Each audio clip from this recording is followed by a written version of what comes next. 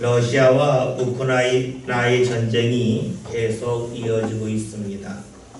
전쟁이 이어지면서 우리 삶 가운데 많은 영향이 일어나고 있는데 그 중에 하나가 경유값이 오른 것입니다. 전쟁에 사용하는 트럭이나 무기에 경유가 들어가기 때문에 경유의 소비가 많아지면서 경유값이 그만큼 오르게 되었습니다. 전에는 휘발유에 비해서 경유값이 10에서 15% 정도 더 저렴했는데 요즘에는 오히려 경유값이 휘발유값에 비해서 10에서 15% 이상 더 비쌉니다. 이런 일을 두고 전문가들은 일시적인 현상이라고 말하지만 한편에서는 이런 현상이 계속 이어질 거라고 말하기도 합니다. 이렇게 경유값이 오르면서 일어난 변화가 또 있습니다. 그것은 자동차 중고시장에서 경유차를 찾는 사람이 크게 줄었다는 겁니다. 며칠 전 뉴스를 보았더니 광주의 한 중고차 매장에서 경유차가 차지하는 비율이 30%였는데 요즘에는 15%로 크게 떨어졌다고 합니다. 경유값이 올랐기 때문에 사람들이 경유차를 더 이상 차지하지 아니한다는 것이지요. 휘발유차는 경유차에 비해 조용한 것이 장점이고 경유차는 휘발유차보다 연비가 좋고 경유값이 저렴한 것이 장점이었습니다. 그런데 이제 상황이 달라졌죠. 경유값이 비싸지게 되자 사람들이 경유차를 찾던 발걸음을 하나하나 돌리고 있습니다. 기대했던 것과는 다른 현상이 나타났기 때문입니다. 이처럼 사람들은 기대했던 것과는 다른 결과가 나타나면 등을 돌립니다. 차만 그런 것이 아니지요. 우리가 음식점에 가서도 그 음식점에서 기대하는 맛이 있고 기대하는 서비스가 있습니다. 맛과 서비스가 기대를 충족시키면 계속해서 그 식당을 가까이 하지만 그 기대를 이루지 못한다면 그 식당을 멀리하고 맙니다. 몸이 좋지 않아서 병원에 갈 때가 있죠. 병원에 가면 몸이 좋아질 거라고 기대했는데 그 병원에 갔음에도 불구하고 몸이 좋아지지 아니하면 기대가 무너집니다. 그래서 그 다음에는 그 병원을 가까이 하지 아니하지요. 약을 복용할 때는 마찬가지입니다. 이 약을 복용하면 내 몸이 좋아질 거라고 하는 기대가 있는데 그 기대가 이루어지면 또 다시 아플 때 그 약을 찾겠지만 기대를 이루지 못하면 그 약을 다시는 찾지 아니합니다. 그렇습니다. 사람은 기대하는 것이 이루어지면 자신이 가까이 했던 것을 계속해서 가까이 하지만 기대했던 것이 무너지면 가까이 했던 것에 대하여 실망하고 등을 돌리고 멀리합니다. 사람을 대할 때도 역시 그러하죠. 우리가 힘든 일이 있을 때에 자신의 그 비밀스러운 이야기를 가까운 사람에게 말할 때가 있어요. 그 말을 듣는 사람이 그 말을 지켜주면 그 사람을 계속해서 가까이 하죠. 그런데 내가 비밀스러운 말을 했는데 그 말을 듣는 사람이 사방으로 소문을 내면 어떻게 됩니까? 그 사람과 거리를 두게 되죠. 그 사람을 멀리하죠. 그 사람과 사이가 틀어지고 맙니다. 이런 일은 가까운 사람들, 때로는 동료에서 일어나는 것만은 아니죠. 때로는 가족들 간에도 기대하는 것이 있어요. 기대하는 것이 무너지면 때로는 부부라 할지라도 사이가 멀어질 수도 있고 때로는 부모와 자녀라 할지라도 기대했던 것이 틀어지면 거리가 생깁니다. 형제들 사이도 역시 그러합니다. 기대한 것이 무너지면 사람들은 가까이 하던 대상에서 고개를 돌리고 그와 거리를 둡니다. 때로는 관계를 정리하기도 합니다. 그렇다면 우리가 하나님을 믿을 때에는 어떠하겠습니까? 물건을 살 때에, 사람을 만날 때에 기대가 있듯이 우리가 하나님을 만날 때에도 기대가 있습니다. 아무런 기대 없이 하나님을 믿는 사람은 없습니다. 여러분은 하나님을 믿으면서 어떤 기대를 하고 계십니까? 대부분은 하나님을 믿으면 내가 하는 일이 잘 될 거라고 하는 기대가 있습니다. 그래서 하는 일이 잘 되면 하나님을 믿는 보람이 있다고 여겨서 더욱더 열심을 합니다. 반대로 하나님을 믿음에도 불구하고 자신의 삶 가운데 어려움이 반복적으로 일어나면 스스로에게 이러한 질문을 합니다. 과연 내가 하나님을 믿어야 할까? 믿지 말아야 할까? 합니다. 요즘 여러분이 하는 일은 어떻습니까? 여러분이 원하는 방향으로 그 일이 잘 진행되고 있습니까? 아니면 여러분이 원하지 않는 방향으로 삶이 움직이고 있습니까? 아마 이 중에는 자신이 원하는 방향으로 삶이 움직인다고 고백하는 분도 있겠지만 이보다는 자신이 원하는 방향으로 삶이 움직이지 않는다고 고백하는 이들이 더 많을 것입니다. 그렇기에 하나님을 믿는다고 하지만 과연 하나님이 나와 함께 하시는가 하는 질문은 우리 삶 가운데 끊임없이 이어집니다. 그 질문이 쌓이다 보면 다른 질문이 되죠. 내가 계속해서 하나님을 믿어야 하는가? 즉 내가 신앙의 자리에서 벗어나야 하는 것 아닌가 하는 마음을 지니기도 합니다. 오늘 성경에서는 그런 사람들이 나옵니다. 자신들이 기대했던 상황과는 너무나 다른 일이 눈앞에서 펼쳐지자 사람들이 큰 실망을 하죠. 오늘 말씀을 함께 보겠습니다. 1절에 있는 말씀을 봅니다. 온 민족이 소리를 불러 부르짖으며 백성이 밤새도록 통곡하였다. 아멘. 말씀을 보면 통곡하는 백성이 나옵니다. 통곡하는 백성은 다름 아닌 이스라엘 사람들입니다.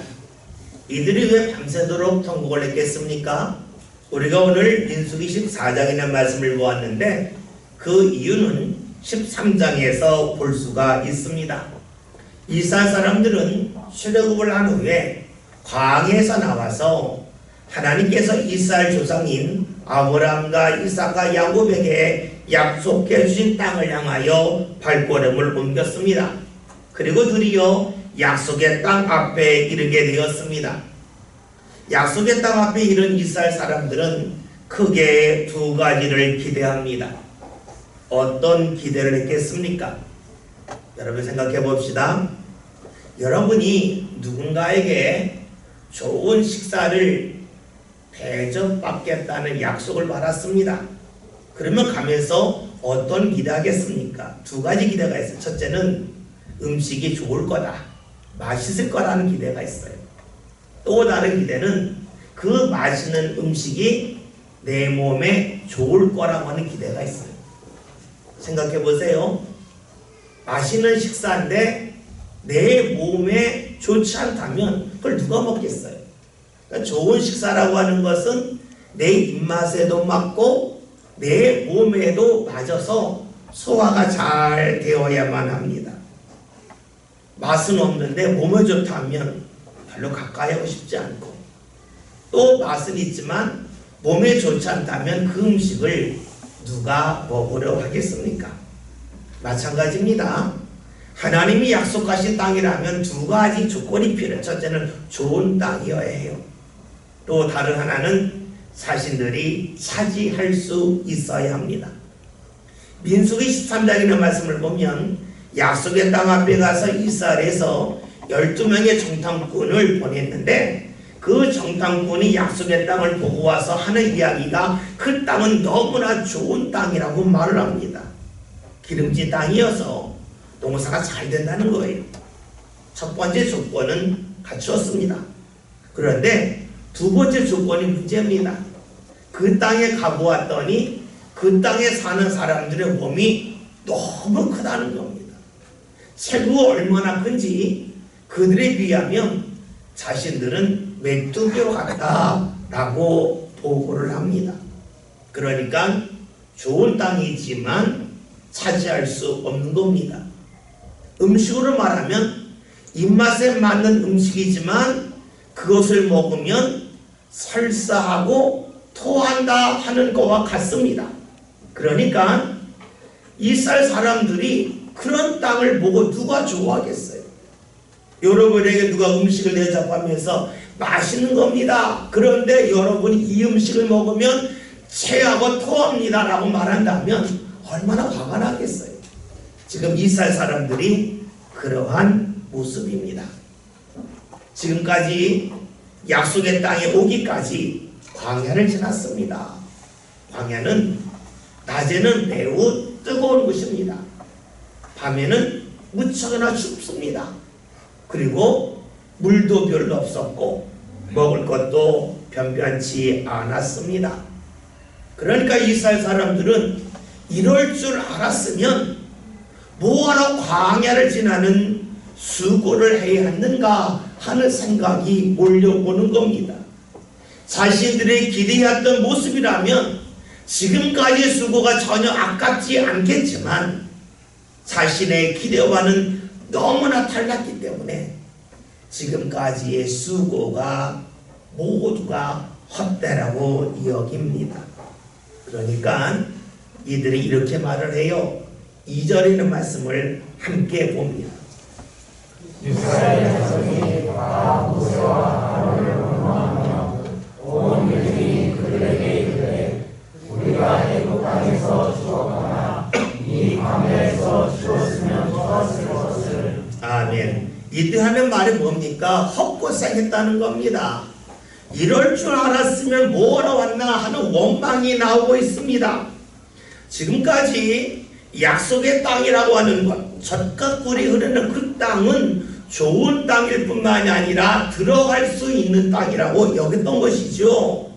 그래서 힘들어도 모든 것을 감내하면서 광야길을 지나왔는데 약속의 땅이 자신의 기대와는 너무나 다릅니다. 마치 그와 같아요. 목이 말라서 물을 찾기 위하여 먼 길을 갔는데 물이 많아요. 근데 그 물은 먹을 수 없는 물이에요. 그럼 어떤 마음 들겠어요? 여기 뭐하러 왔지? 괜히 왔네? 하는 마음이 들지 않았겠습니까? 마찬가지예요. 지금 눈앞에 약속의 땅이 펼쳐지지만 자신들의 기대와는 사뭇 달랐기에 이스라엘 사람들은 실망하고 있습니다. 이런 실망이 이스라엘로 하여금 이런 결심을 하게 만들지요. 3절 4절 함께 봅니다. 어찌하여 여호와가 우리를 그라로 인도하여 카라에서 제하였느냐. 우리 서다가 서로잡히니 애굽으로 돌아가는 것이 낫지 아니하냐. 이에 서로 말하되 우리가 한 지휘관을 세우고 애굽으로 돌아가자 하네. 아멘. 이들은 눈앞에 약속의 땅이 있지만 들어갈 수 없다고 여기자 앞으로 가는 것이 아니라 뒤로 돌아가자, 즉 애굽으로 갈 것을 말하고 있습니다. 그냥 가는 것보다는 구체적으로 계획을 세웁니다. 그래서 새로운 지도자를 뽑아서 그 지도자를 따라서 애굽으로 가자고 말을 합니다. 실망했기 때문에 발걸음을 완전히 되돌립니다. 가던 길을 완전히 뒤엎고 맙니다. 왜 그랬을까요? 지금까지 하나님의 말씀을 믿고 왔는데 말씀을 따른 것이 후회스럽다 하는 겁니다. 하나님의 말씀을 믿고 따르면 무언가 눈에 보이는 보상이 있어야 되는데 보상이 없다는 겁니다. 그러니까 하나님의 말씀을 따를 필요가 없다는 것이지요. 아니, 지금까지 따랐던 것을 다 후회하고 있어요. 이런 모습은 사실 낯선 모습이 아닙니다. 성경에 이러한 사람들이 수없이 나오지요. 예수님의 제자를 생각해 보세요. 예수님의 제자들은 예수님을 따르기 위하여 직업을 포기했어요. 가족들을 멀리했어요. 고향을 떠나서 낯선 곳에 갔어요.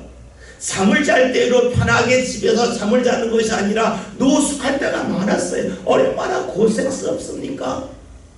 그러므로 그렇게 했던 이유는 예수님을 믿고 따르면 예수님이 이스라엘의 왕이 되었을 때에 자신들이 높은 자리에 차지할 거라고 하는 기대가 있었습니다. 그런 기대가 있기 때문에 힘들고 어려워도 예수님을 따랐던 것이지요. 그런데 예수님이 예루살렘에서 대제사장의 무리에게 잡혀가자 제자들은 어떻게 반응합니까? 더 이상 예수님을 따르지 않아요. 아니, 따르는 것은 고사하고 뿔뿔이 흩어져서 다시 왔던 길로 되돌아갑니다. 왜요? 기대가 무너졌기 때문입니다. 그렇죠. 사람들은 기대하는 것이 무너지면 되돌아가요. 가던 길을 향하여 더 이상 가지 아니합니다. 여러분, 그러하다면 오늘 우리는 어떠할까요? 애굽 사람들이나 예수님의 제자들과는 우리는 다르겠습니까? 물론 다르면 좋겠지만 그렇지 아니함을 우리 스스로 잘 알고 있습니다. 우리로 하나님 앞에 나와 예비하며 기도하고 원식을 하죠. 그럴 때 우리에게 기대가 있어요. 하나님이 내 삶 가운데 뭔가 주시면 좋겠다 하는 기대가 있어요. 세상 말로 하면 보상 심리가 있어요. 그런데 우리가 기대한 것이 이루어지지 아니하면 어떻게 합니까? 더 이상 하나님을 믿고 싶지 않아요. 기도하고 싶지 않아요. 예배하는 자리가 즐겁지가 않아요. 그러니까 믿음의 길에서 벗어나고자 합니다. 여러분, 힘들 때에 기도하는 이는 많습니다. 그러나 그 기도를 계속해서 이어가는 사람은 많지 않아요. 왜 그럴까요? 기대했는데 기대한 것이 이루어지지 않았기 때문입니다.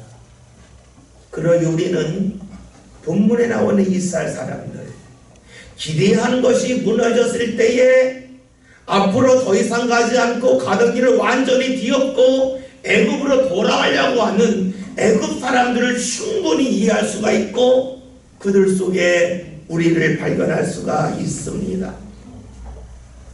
기대한 것이 이루어지지 않아 실망할 때에 가던 길을 뒤엎어서 되돌아가는 사람들만 있는 것은 아닙니다. 오늘 말씀을 보면 다르게 반응하는 사람이 나와요. 말씀 5절을 함께 봅니다. 모세와 아론이 이스라엘 자손의 모든 제사 앞에서 엎드리니라. 아멘. 말씀을 보면 모세와 아론이 이스라엘 회중 앞에서 엎드렸습니다. 이 엎드렸다고 했을 때에 엎드린 것이 백성들 앞이라는 말일까? 아니면 백성들을 향하여 엎드린 것일까? 하는 질문을 우리가 해야 돼요. 백성들을 향하여 엎드렸다고 하는 것은 우리가 잘못했다, 우리를 용서해달라 하는 마음에서 엎드림입니다. 그런데 이것을 장소로 볼 수도 있어요.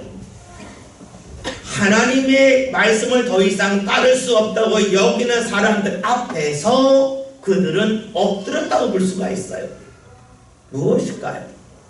지금 모세와 아론이 엎드린 것이 백성들을 향하여 엎드린 것일까요? 아니면 백성들 앞에서 그 장소 앞에서 하나님을 향하여 엎드린 것이겠습니까? 모세와 아론도 자신이 기대했던 거와는 달랐을 겁니다. 하나님이 여기까지 오게 하셨다면 당연히 들어가게 하실 거라고 기대했겠죠. 그런데 그 기대가 무너진 겁니다.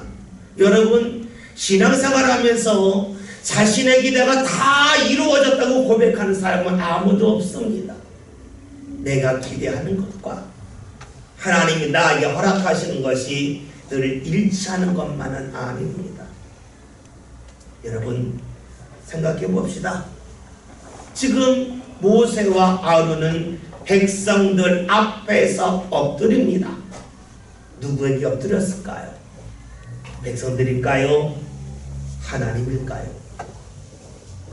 우리가 알고 있듯이 이들은 지금 백성들을 향하여 엎드리는 것이 아니라 백성들 앞에서 하나님을 향하여 엎드립니다. 백성들은 왜 하나님이 우리를 이렇게 어려운 자리로 인도하여 주셨는가 라고 원망하지만 이들은 하나님 앞에 엎드립니다. 하나님, 어떻게 하면 이 힘든 것을 넘어설 수 있습니까? 하고 주님 앞에 묻고 있습니다. 무엇을 말합니까? 내가 기대하지 않은 어려움이 올 때에 왜 이 어려움이 내게 있느냐고 원망하는 이스라엘 회중과 같은 사람이 있는가 하면 그 어려움이 있을 때 하나님 어떻게 하면 이 어려움을 넘어설 수 있습니까? 하면서 하나님 앞에 묻고 간구하는 모세와 아론과 같은 사람이 있습니다. 힘들기 때문에 믿음의 길을 가다가 그 믿음의 길을 돌아서서 가던 길을 뒤엎는 사람이 있는가 하면 힘들 때 어떻게 하면 이 힘든 자리를 넘어설 수 있는지 하나님의 인도를 소망하며 믿음의 성장을 위하여 엎드리는 이가 있습니다. 여러분, 우리는 지금 어떤 길을 가고 있습니까? 아니, 어떤 길을 소망하고 있습니까? 간혹 이런 질문하는 분들이 있어요. 힘들고 어려운 일 만났을 때에 하나님 앞에 엎드리는 것이 내 삶에 무슨 변화가 있습니까? 엎드려 봤는데 나에게 변화가 없었습니다. 굳이 엎드릴 필요가 있습니까? 라고 물을 수도 있습니다. 하나님 앞에 엎드리고 기도하는 것이 시간 낭비가 아니냐고, 그럴 시간에 내가 다른 길에 모색하는 것이 훨씬 더 낫지 않냐고 말하는 이들도 있습니다. 과연 그렇겠습니까? 오늘 성경이 이에 대한 답을 주고 있어요. 말씀 6절부터 8절을 봅니다. 6절부터 8절 함께 봅니다.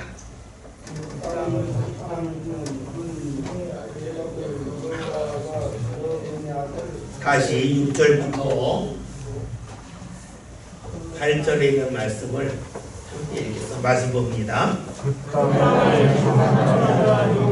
눈의 아들 여호수아와 여분의 아들 갈렙이 자기들의 옷을 찢고 이스라엘 자손의 온 민중에게 말하여 이르되 우리가 두루 다니며 정탐한 땅은 신이 아름다운 땅이라.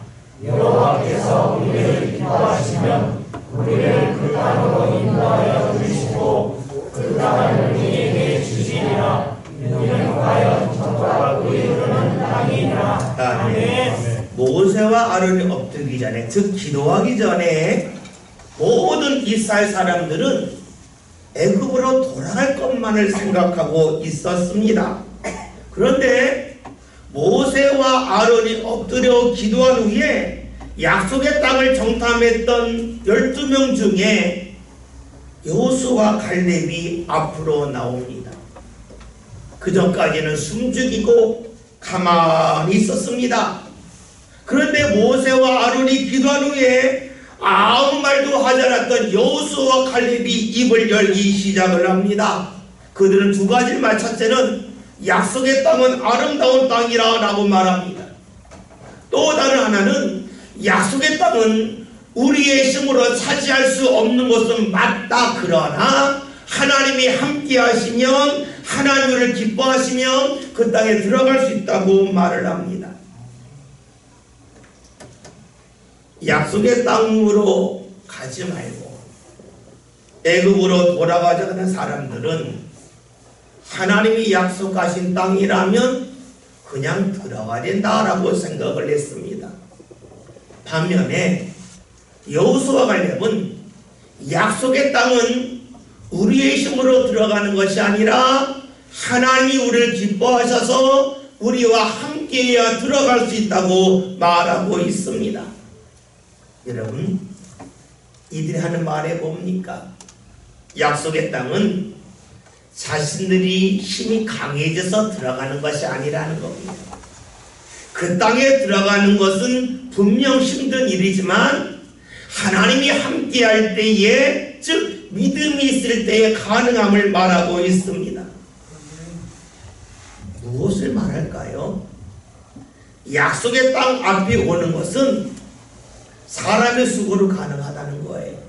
발걸음만 옮기면 약속의 땅 앞에 누구나 갈 수 있다는 겁니다. 그러나 약속의 땅에 들어가는 것은 사람의 노력으로만 되는 게 아니라 하나님이 도우시는 은혜, 즉 믿음의 발걸음을 옮겨야만 가능함을 말하고 있습니다. 그렇습니다. 약속의 땅을 보는 것은 사람이 수고만 하면 가능해요. 그러나 약속의 땅에 들어가는 것은 달라요. 약속의 땅은 믿음으로 발걸음을 내디뎌야만 들어갈 수 있습니다. 자신의 힘과 능력이 아닙니다. 힘들고 어렵다 할지라도, 자신이 원하는 상황과 다른 일이 펼쳐졌다 할지라도 하나님이 함께 하심을 소망하며 믿는 사람만이 약속의 땅에 들어갈 수 있다는 것입니다. 성경은 우리에게 분명히 말씀해줘요. 약속의 땅은 누구나 볼 수 있다는 거예요. 그 앞에까지 누구나 갈 수 있다는 거예요. 조금만 노력하면 다 가능하다는 거예요. 그러나 들어가는 것은 다름을 말합니다. 여호수아와 갈렙이 하나님이 함께 하심을 믿고 일어날 일에 대하여 이렇게 말을 하죠. 9절에 이런 말씀을 함께 봅니다. 9절 있습니다. 다만 여호와를 거역하지마라. 또 그 땅 백성을 두려워하지마라. 그들을 우리의 먹이라. 그들의 공자는 우리에게서 떠났고 여호와는 우리와 함께 하시느니라. 그들을 두려워하지 말라. 아멘. 여호수아 갈렙이 하는 이야기는 하나님이 함께 하시면 그들은 우리의 먹이라고 말합니다. 함께 하기 전에는 먹이가 아니었다는 거예요. 다시 말하면 먹을 수 있는 존재가 아니라는 거예요.